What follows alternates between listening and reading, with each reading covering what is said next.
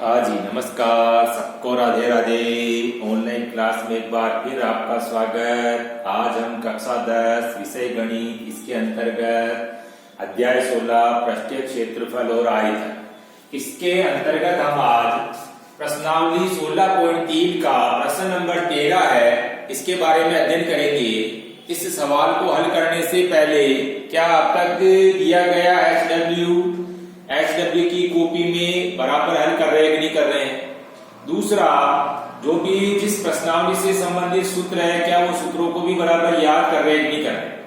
देखिए, सूत्रों को बराबर याद करते रहना है और जो भी आपको HW दिया जाता है उस HW को भी बराबर हल करते रहना। ठीक है, अब आज हम इस प्रश्न को 16.3 प्रश्नावली का 13वां प्रश्न है। शंकु के आधार की त्रिज्या और ऊंचाई क्रमशः 7 सेंटीमीटर और 24 सेंटीमीटर है। शंकु की तिरछी ऊंचाई वक्र पृष्ठीय का क्षेत्रफल और संपूर्ण पृष्ठीय क्षेत्रफल एवं आयतन ज्ञात करो। यानी हमको इसमें क्या है, तो तिरछी ऊंचाई ज्ञात करना है, दूसरा वक्र पृष्ठ का क्षेत्रफल, तीसरा संपूर्ण पृष्ठीय क्षेत्रफल और चौथा आयतन। यानी इस प्रश्न में हमको कुल 4 प्रश्न ज्ञात करने और हमको दिया हुआ क्या है, आधार की त्रिज्या और ऊंचाई बराबर हमको दी हुई है। ठीक है, लेकिन हमको इसमें 4 प्रश्न हल करना है। तो सबसे पहले मैं इसमें तिरछी ऊंचाई, यानी हमारे को L बराबर दिया हुआ नहीं है, तो सबसे पहले हम क्या करेंगे, तिरछी ऊंचाई ज्ञात करेंगे। और जब तिरछी ऊंचाई ज्ञात हो जाती है उसके बाद सारे प्रश्न हमको आसानी से हल कर सकते हैं उनको, क्योंकि सूत्रों में सीधा अपने को मान ही रखना है। इसीलिए हमको सबसे पहले तिरछी ऊंचाई। अब शंकु की तिरछी ऊंचाई, अब शंकु की तिरछी ऊंचाई के लिए देखो हमको शंकु की त्रिज्या दी हुई है और शंकु की h बराबर दी हुई है।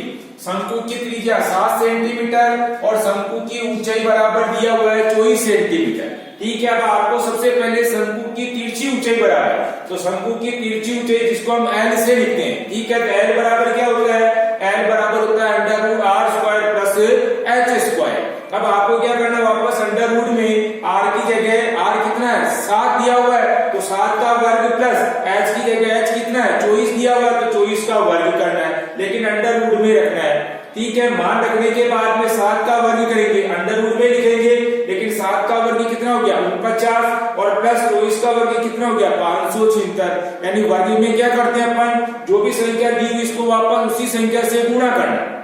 तो 7 को 7 से गुणा किया 49 और प्लस 24 को 24 से गुणा किया 576। लेकिन इसको किस में लिखेंगे, रूट के अंदर ही लिखेंगे। फिर वापस इन दोनों संख्याओं का योग करना है, यानी 576 में 49 का योग करेंगे तो आपके रूट 625 आ जाएगा, और 625 का वापस वर्गमूल निकालेंगे तो आपके पास में 625 का वर्गमूल कितना होता है, 25 होता है। तो आपके शंकु की जो तिरछी ऊंचाई L बराबर है, वो L बराबर आपकी कितनी हो गई, 25 सेंटीमीटर हो गई। तो सबसे पहला काम आपको क्या करना, पहला प्रश्न ये था कि भाई आपको इसमें तिरछी ऊंचाई ज्ञात करना है। तो शंकु की तिरछी ऊंचाई यानी L बराबर आपके कितना हो गया, 25 सेंटीमीटर हो गया। उसके बाद दूसरा, वक्र पृष्ठ का क्षेत्रफल बराबर, तो शंकु का वक्र पृष्ठ का क्षेत्रफल बराबर क्या होता है, शंकु का वक्र पृष्ठ का क्षेत्रफल होता है πr। ठीक है, अब पाई की जगह पाई का मान 22/7 इंटू, क्योंकि इनके बीच में कोई चिन्ह नहीं इसलिए गुणा का निशान लगाना, तो इंटू r की जगह 7 और इंटू l की जगह l बराबर जो हमने पहले निकाल ही लिया था। ठीक है, 25। अब सूत्र में हमने मान रख दिया, पाई की जगह 22/7 इंटू r की जगह 7 और इंटू l की जगह 25। अब जिस तरह से काटती है वैसे काट दीजिए, तो 7 से ये 7 कट गया तो बचा क्या हमारे पास, 22 इंटू 25 बच गया। अब इन दोनों का गुणा कर दीजिए, तो 22 को 25 से गुणा करेंगे तो इस तरह से हमारे पास में 550 सेंटीमीटर स्क्वायर। अब 550 सेंटीमीटर स्क्वायर लिखिए या वर्ग सेंटीमीटर लिखिए, क्योंकि क्षेत्रफल है तो क्षेत्रफल की इकाई या तो वर्ग लगा दीजिए या फिर स्क्वायर लगा दीजिए। भुजा सेंटीमीटर में है इसीलिए वर्ग सेंटीमीटर या सेंटीमीटर स्क्वायर। ठीक है, तो इस तरह से ये आपका दूसरा प्रश्न वक्र पृष्ठ का क्षेत्रफल बराबर हो गया। अब तीसरा आपको क्या दे रखा, संपूर्ण पृष्ठीय क्षेत्रफल। तो शंकु का संपूर्ण पृष्ठीय क्षेत्रफल बराबर क्या होता है, शंकु का संपूर्ण पृष्ठीय क्षेत्रफल बराबर होता है πr कोष्टक r प्लस l। ये आपका सूत्र हो गया। अब आपका सूत्र में क्या करना, मान रखना है, पाई की जगह 22/7 इंटू आर की जगह 7, कोष्टक वापस आर की जगह 7 और प्लस एल की जगह 25। सूत्र में हमने केवल मान रख दिया, ठीक है। अब मान रखने के बाद देखो ये 7 से ये 7 कट गया तो बचा क्या आपके 22 बचा।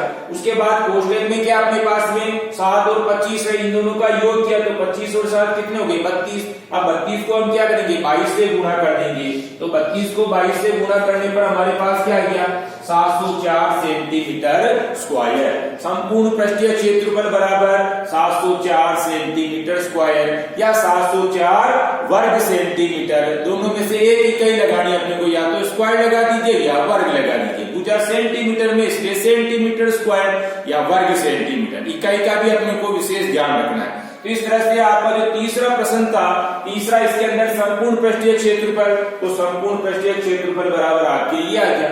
अब चौथा इसके अंदर क्या है कि शंकु का आयतन बराबर भी पूछा है, तो शंकु का आयतन बराबर क्या होता है, शंकु का आयतन बराबर होता है 1/3 पाई आर स्क्वायर एच। अब सूत्र में हम क्या करेंगे मान रख देंगे, ठीक है। अब 1/3 की जगह 1/3, इनके बीच में भी कोई चिन्ह नहीं इसलिए हम क्या करेंगे गुणा का निशान लगाएंगे और पाई की जगह पाई का मान 22/7 इंटू आर, आर की जगह त्रिज्या हमको दी हुई है 7 इसलिए 7 इंटू 7 क्योंकि स्क्वायर इसलिए, और इंटू एच, एच की जगह 24। तो हमने क्या किया केवल सूत्र में मान रख दिया।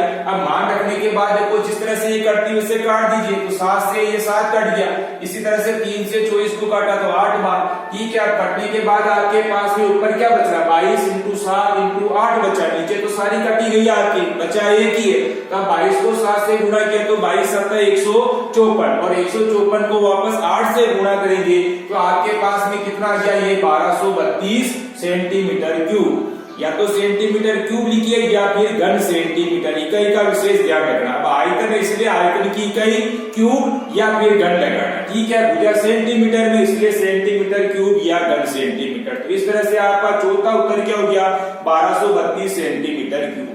4 प्रश्न पूछे थे, तो सबसे पहले हमको मेन इसके अंदर तिरछी ऊंचाई वाला था। तिरछी ऊंचाई आने के बाद में सारी चीजें ज्ञात होगी, आर अपने को मालूम है, एच अपने को मालूम है, एल अपने ने ज्ञात कर लिया। उसके बाद आपको शंकु का वक्र पृष्ठ सूत्र में सीधा मान ही रखना था। उसके बाद शंकु का संपूर्ण पृष्ठ, इसमें भी आपको सीधा सूत्र में मान ही रखना था। उसके बाद शंकु का आयतन, इसमें भी आपके पास सारी चीजें है, तो इसलिए अब यहाँ भी क्या किया हमने सूत्र में सीधा मान ही रखा, ठीक है। इस तरह से हमने इस प्रश्न को हल किया। अब आप HW की कॉपी में इसी प्रश्न को क्या करेंगे पुनः इसी प्रश्न का दोहरान करेंगे, लेकिन इसके पहले अपन को क्या करना वीडियो को अच्छी तरीके से देखना है और HW को हल करने की कोशिश करना, ठीक है। धन्यवाद, राधे राधे, जय श्री कृष्णा।